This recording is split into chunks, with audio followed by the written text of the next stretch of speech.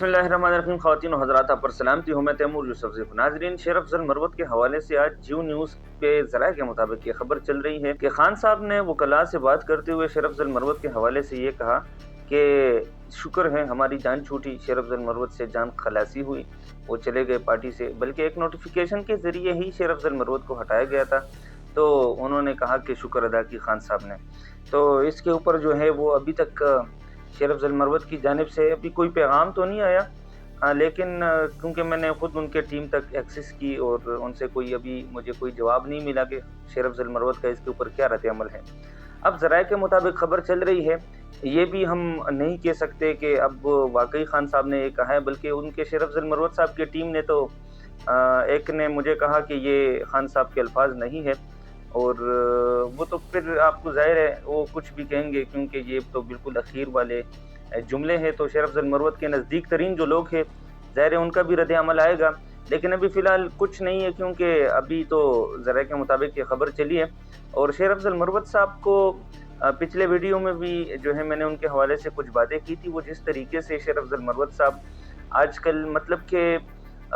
बेधड़क बोल रहे हैं, और इस तरह मेरे ख़्याल में उनको थोड़ा-सा इसके ऊपर गो थ्रू करना चाहिए और अपने अल्फ़ाज़ का चुनाव मेरे ख़्याल में अपने पार्टी में दोबारा इन होने के लिए, ये जो है मेरा ज़ाती जो है वो एनालिसिस है कि मरवत साहब को थोड़ा-सा नरम होना पड़ेगा, वरना तो पीटीआई में दोबारा इन होने की कोशिश अगर वो करे भी तो वो नहीं आ सकते, क्योंकि वो अगर तो कभी वो खान साहब की बहन अलीमा खान के हवाले से उनके अल्फ़ाज़ थोड़े से सख्त होते हैं, और दूसरा वो आपको पता है समीना पाशा के साथ उनकी जो है वो जो गुफ्तगू है, या उसके अलावा वो शेर अफ़ज़ल मरवत का बैरिस्टर जो है सलमान अकरम राजा साहब के साथ,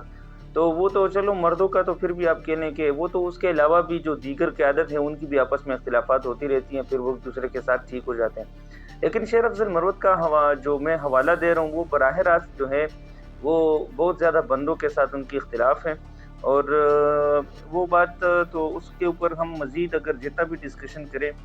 वो इस बात के ऊपर जो है वो कभी भी मतलब कि ये हम लॉजिक नहीं दे सकते कि मरवत साहब ने मेहनत की है तो वो कुछ भी कहेंगे। तो अपने पार्टी के लिए उसने कुर्बानियाँ अगर दी है, तो अभी वो जिस तरीके से रोल प्ले कर रहे हैं, तो मेरे ख़्याल में पार्टी वाले, क्योंकि खान साहब तो खुद अंदर है और वो खान साहब के साथ वफ़ादारी की कस्में खा रहे, लेकिन जो वफ़ादारी होती है तो वो फिर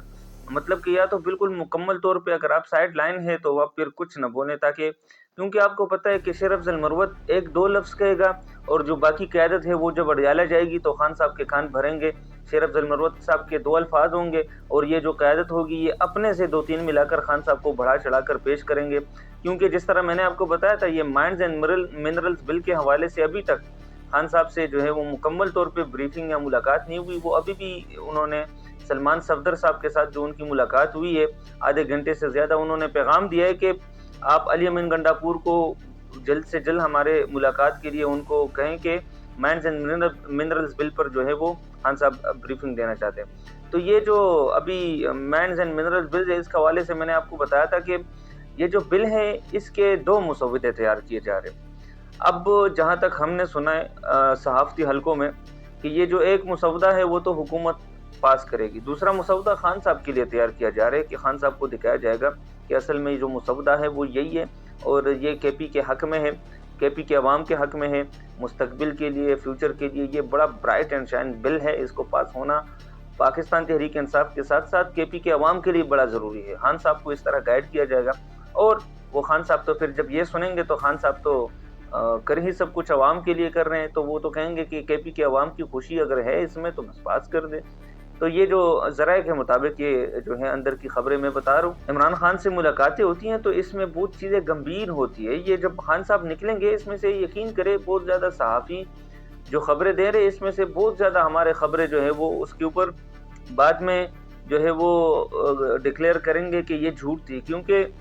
हमें जिस तरीके से ज़राए के मुताबिक खबरें दी जाती हैं, क़यादत की जानिब से खबरें दी जाती हैं, अगर जिस दिन खान साहब निकले और उन्होंने इनमें से बेशतर खबरों को डिनाई किया, तो फिर उस दिन हमारे न्यूज़ चैनल्स, हमारे खबरों का, हमारे सियासतदानों का, हमारे क़यादत का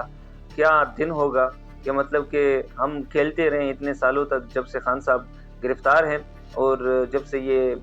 ड्रामा शुरू है 9 मई के बाद, تو یہ سب کچھ میں آپ کو بتا رہا ہوں کہ یہ پھر بہت عجیب قسم کا ہوگا اگر خان صاحب نے ان میں سے کوئی بیشتر چیزوں کو ڈینائی کر دیا۔ آج ملاقات کا دن تھا ناظرین، کل رات سے جو ہے وہ 6 بندوں کے نام، 6 وکلاء کے نام اور فیملی حضرات کے نام جو ہے وہ بھیجے گئے تھے اڈیالہ جیل، چونکہ روٹین کا عمل ہے اور ہر ہفتے اسی طرح ہوتا ہے، اور پھر ان کو ملاقات نہیں کرائی جاتی۔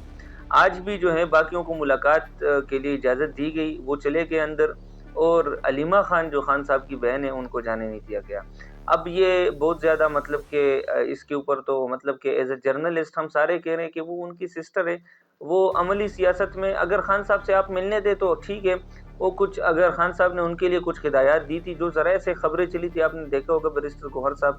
سے منسلک، کہ علیمہ خان جو ہے سیاست میں بالکل ان ہونے کی کوشش نہ کریں، اور یہ خان صاحب کا اسٹرکٹ حکم ہے۔ تو میرے خیال میں ان سب تمام تر چیزوں پہ ایک دفعہ خان صاحب سے ملاقات ہو جائے تو ڈسکشن ہو جائے گی کہ علیمہ خان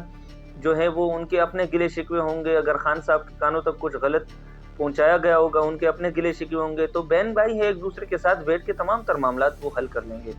اب کوئی پتہ نہیں کہ ان